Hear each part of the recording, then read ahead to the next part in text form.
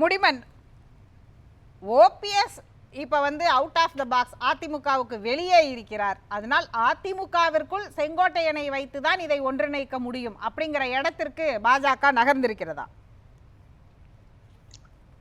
அனைவருக்கும் வணக்கம். அதாவது அதுக்கு முன்னாடி தம்பி ஜீவா பேசினாரு, தம்பி நந்தகுமார், எல்லாருமே பல கருத்துக்களை ஒவ்வொரு கருத்துக்களை வச்சாங்க. அதில் ஜீவா சொல்லும்போது சொன்னாரு, பல சிண்டேக்களை உருவாக்குவதற்காக அதிமுகவில் உருவாக்குவதற்கான முயற்சிகள் தான் நடந்து கொண்டிருக்கிறதே தவிர பாஜக தன்னை வலுப்படுத்திக் கொள்வதற்கான முயற்சிகளில் தான் இறங்கி கொண்டிருக்கிறது என்ற மாதிரி சொன்னார். நான் ஒன்றை தெளிவாக சொல்ல வேண்டும். என்னை பொறுத்தவரையில் என்னன்னு கேட்டீங்கன்னா, அதாவது நாம் இந்தியா அந்நியனுக்கு அடிமைப்பட்டு விட்டதா, அந்நியர்கள் நம்மை அடிமைப்படுத்தி விட்டார்களா என்று கேட்டால் எல்லோரும் நம்மை அடிமைப்படுத்தி விட்டார்கள் என்று கூக்குரல் இடுவார்களே தவிர நாம் அடிமைப்பட்டு விட்டோம் என்பதை யாரும் ஒப்புக்கொள்ள மாட்டார். காரணம் என்ன? நாம் பலவீனப்பட்டு கிடந்தோம், நாம் ஒற்றுமையின்றி இருந்தோம். அவர்கள் வணிகம் செய்ய வந்தவர்கள் நம்மை அதை பயன்படுத்தி கொண்டு அவர்கள் இங்கே ஆட்சியை அமைத்துக் கொண்டு நம்மை ஆண்டார்கள்.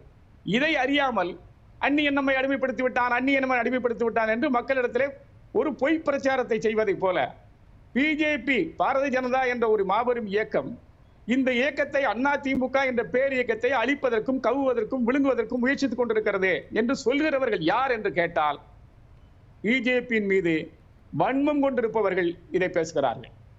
இன்னொரு தரப்பினர் திமுக மீண்டும் ஆட்சிக்கு வருவதை இந்த கூட்டணி அமைந்தால் தடுத்து விடுமோ என்ற பயத்தில் இருப்பவர்கள் பேசுகிறார்கள்.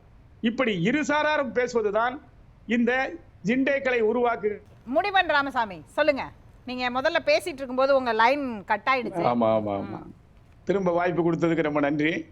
இப்ப தம்பி அவரு வழக்கறிஞர்னு போட்டிருக்காரு, ஆனா அவருடைய பேச்சு ரொம்ப சிறுவில்லைத்தனமா இருக்கு, ரசிக்கிற மாதிரி இருக்கு, சிறுவில்லைத்தனமா இருக்கு.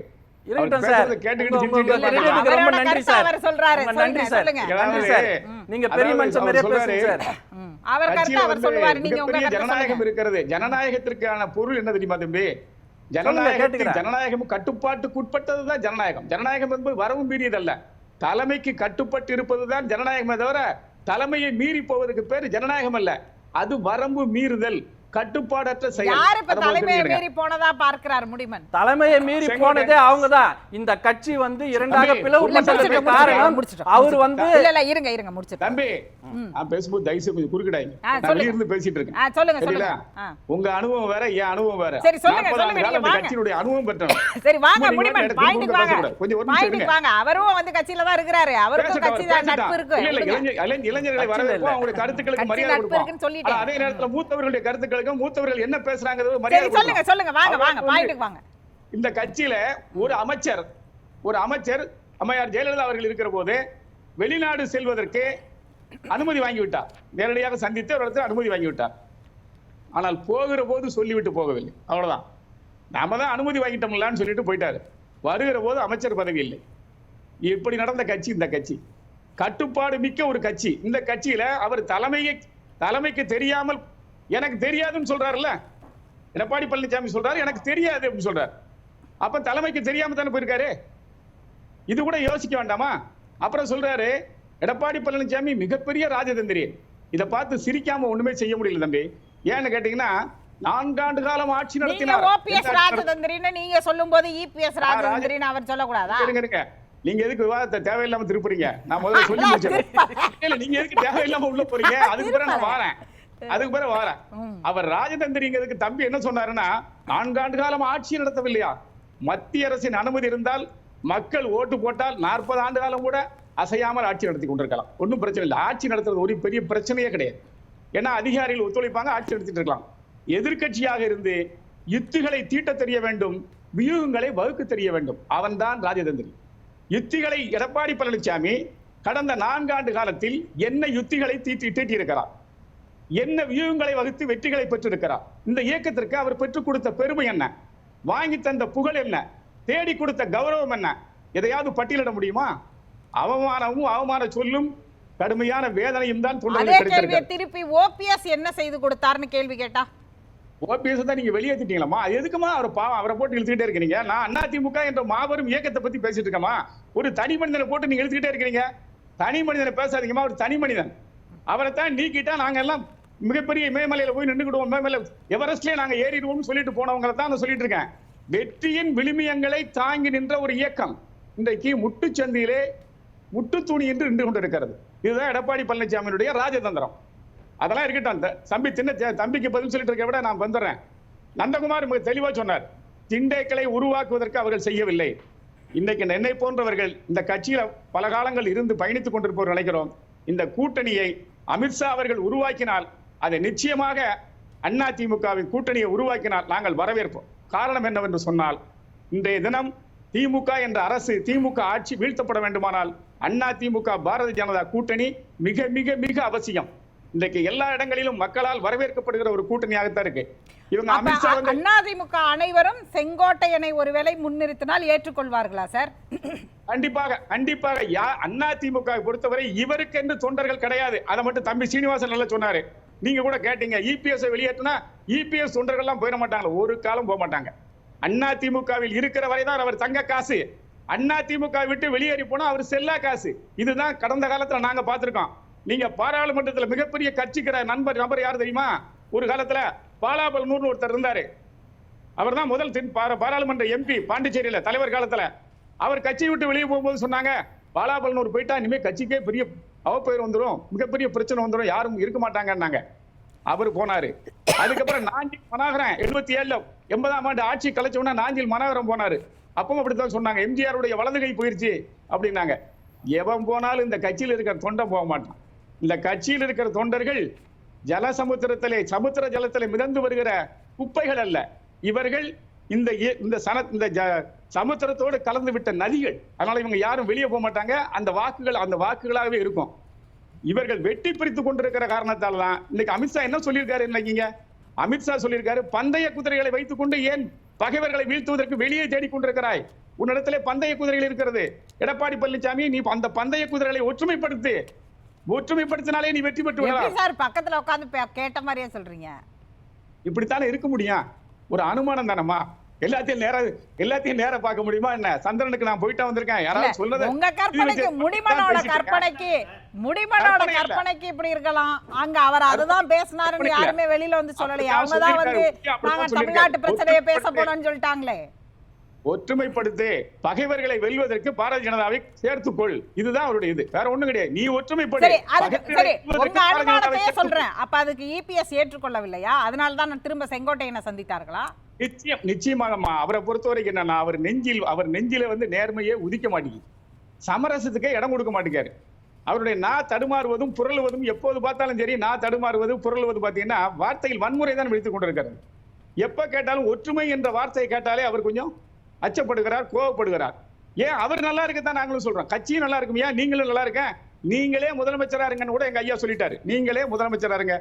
அதாவது ஒற்றுமை ஓங்குக, இந்த கட்சி வளர்க உங்க ஐயான்னு சொன்னீங்களே, யார பத்தி சொன்னீங்க? ஒரு நிமிஷம். ஒற்றுமை ஓங்குக முடிபாடி. இப்ப உங்க ஐயான்னு யார பத்தி சொன்னீங்க நீங்க? ஐயா ஓபிஎஸ் அவர்தான் தனியாளாச்சு. அவரையே இப்ப பேசுறீங்க? இல்ல, நான் கேள்வி கேட்டா மட்டும் அத சொல்லுவீங்க. என்ன சொல்லுவாங்க?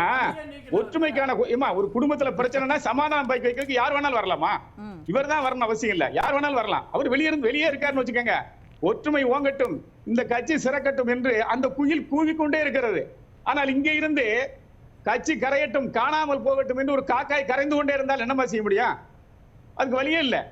அதனாலதான் சொல்றேன், கட்சியினை ஒன்றுகள் வலுப்பட்டால், பாரதிய ஜனதா கட்சியினுடைய கூட்டணி வந்தால், திமுகவை ஆதரிப்பவர்களுடைய நந்தகுமார சொல்றாங்க, யாரு குயிலா இருக்கணும், யாரு காக்காவா இருக்கணும், காக்கா குயில் மாதிரி கூவணுமா அல்லது குயில் வந்து காக்கா மாதிரி கரையணுமான்னு டெல்லி தான் முடிவு செய்யும் அப்படின்னு சொல்றாங்க. அதுக்கு உங்க பதில்? ஒரே விஷயம், அதிமுகவினுடைய வரலாற்றை திருப்பி பார்த்தால் எந்த காலத்திலும் டெல்லி அதிமுகவின் வரலாற்றை எழுத முடியாது. தெரிஞ்சுக்கோங்க. தமிழகத்தினுடைய அரசியலை பொறுத்தவரையில் மத்தியிலே இருப்பவர்கள் விந்திய மலைக்கு வடக்கே ஒரு அரசியல் செய்வார்கள், விந்திய மலைக்கு தெற்கே ஒரு அரசியல் செய்வார்கள். அது மட்டுமல்ல, அது திராவிட பூமியிலே அவருடைய அரசியல் எந்த காலத்திலும் எப்போதும் வெற்றி பெற்றதில்லை. ஒன்று மட்டும் நான் உறுதியாக சொல்லுகிறேன், அந்த அதிமுக மரபு தொடரணும், அந்த எம்ஜிஆர் ஜெயலலிதா மரபு தொடரணும் தான் சொல்றேன். ஆனா இங்க அப்படி நடக்குதா? நான் அதுக்கு ஒரு விளக்கம் மட்டும் சொல்லிடுறேன். 91 ஜெயலலிதா அம்மையார் மத்திய அரசை தீவிரமாக போது அன்றைய காங்கிரஸ் கட்சி சவால் விட்டது, உங்கள் ஆட்சியை நாங்கள் கலைத்து காட்டுகிறோம் என்று சொல்லி அதற்காக ஒருவரை நியமித்தது. அவர்தான் சுப்பிரமணிய சாமி. உங்களுக்கு லயன் டிஸ்கனெக்ட் ஆவறதுக்கு முன்னாடி ஒரு ஸ்டேட்மெண்ட் சொன்னீங்க. இப்ப விந்திய மலையெல்லாம் சொல்றீங்க இல்லையா, அப்போ ஒரு ஸ்டேட்மெண்ட் சொன்னீங்க. அந்த ஸ்டேட்மெண்ட்டை திரும்ப உங்களுக்கு ஞாபகப்படுத்தி கேள்வியா கேட்கிறேன். அதாவது ஆங்கிலேயர்கள் காலத்துல நாங்க அடிமைப்பட்டு கிடந்தோன்னு யாரும் ஒத்துக்க மாட்டாங்க, அடிமைப்படுத்தினார்கள் அப்படின்னு தான் சொல்லுவாங்க அப்படின்னு ஒரு ஸ்டேட்மெண்ட் ஆரம்பிச்சுட்டு இப்ப விந்திய மலைக்கு எதிரா நாங்க என்னைக்கும் வந்து அடிபணிய மாட்டோம்னு நீங்க சொல்றதுங்கிறது ரெண்டு வந்து முரணா இருக்கே. இப்ப நல்லா தான் கேட்டீங்க. அதாவது வந்து நாங்கள் எங்களுக்குள் பிளவு ஏற்படுவதற்கு நாம் எல்லோரும் ஒற்றுமையாக இருந்து விட்டால் பிரச்சனை இல்லை.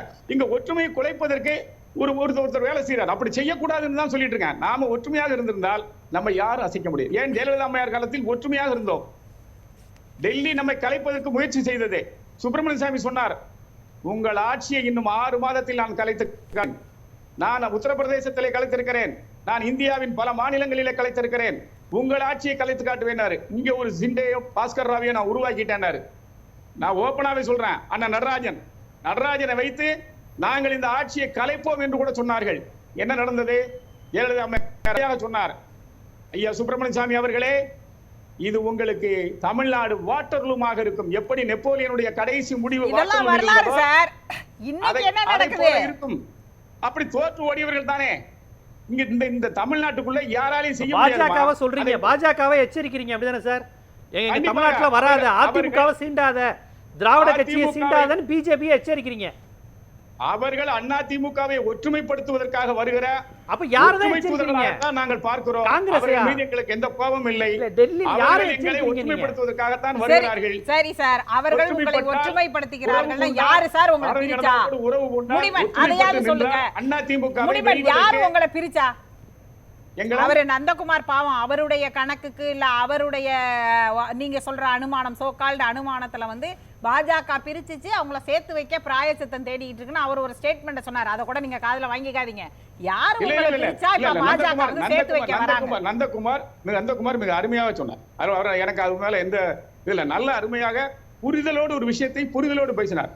தம்பி மேல எனக்கு வருத்தம் இல்ல, தம்பி வருத்தப்படாதீங்க, உங்க மேல எனக்கு வருத்தம் இல்ல, நீங்க இன்னும் கொஞ்சம் புரிதல் வேணுங்கிறதா, வேற ஒண்ணும் கிடையாது. இளம் வயசு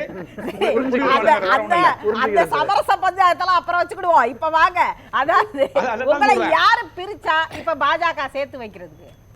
எங்களை பிரிக்கிறதுக்கு எங்கிட்ட தானமா பிரிக்கிறதுக்கு ஆள் இருக்கத்தனமா நமக்கு பிரச்சனை.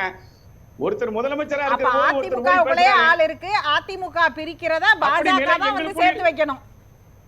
அப்படி ஒரு நிலை ஏற்பட்டு விட்டது. இப்ப அதை சேர்த்து வைக்க போறாங்க. இனிமேலாவது நாம ஒற்றுமையாக இருப்போம், வேற ஒண்ணும் கிடையாது. இனிமே நம்ம ஒற்றுமையா இருந்தா நம்ம யாரும் வீழ்த்த முடியாது அப்படின்னு தான் சொல்ல வந்துட்டு இருக்கோம். பேசலாம்.